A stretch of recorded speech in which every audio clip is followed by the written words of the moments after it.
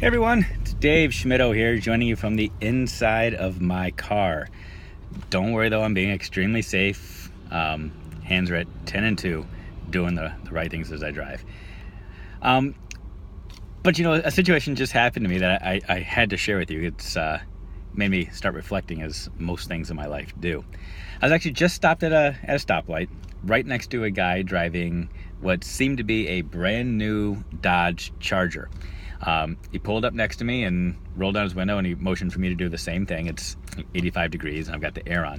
So I rolled down my window, looked at him, and he screamed at me. He said, "Hey man, my car's leased."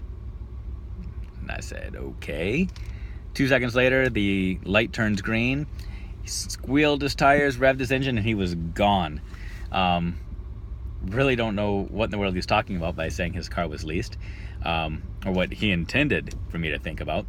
But my mind started to process.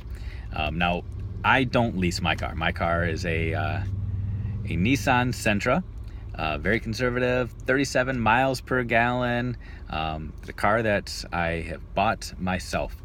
And as a result, you will never see me rolling down my window and showing people the muscle in my car.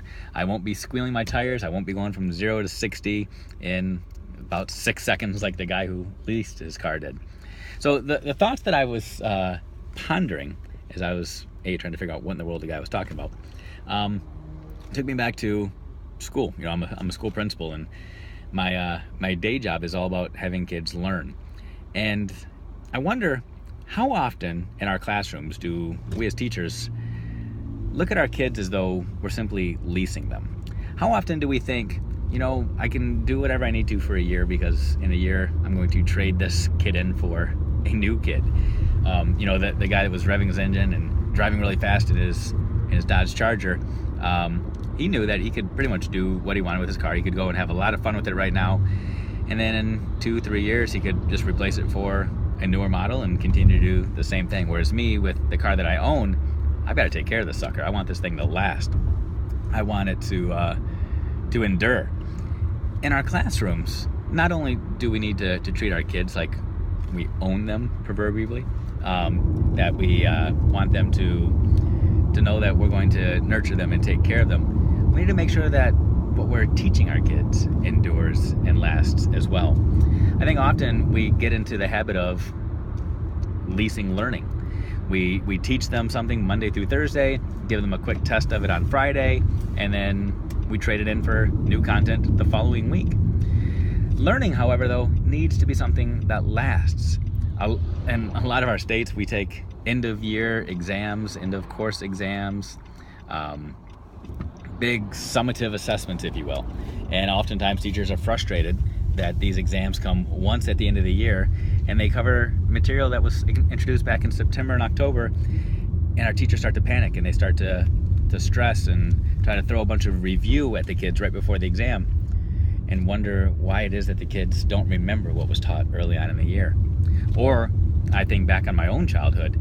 I can't remember much of anything that I was taught in elementary or middle school, but I always got great grades. I would cram for tests, I would study hard, pass those tests, and then forget it all very, very soon. And I think a lot of it goes back to this whole lease versus buying mentality. In our classrooms, we really need to focus less on having kids with great grades, having kids that are great, and start thinking more about producing future productive adults, because that's our ultimate goal. Our goal needs to be more long-term. If the learning that we're giving our kids is something that they can own and hold on to, it changes our mindset.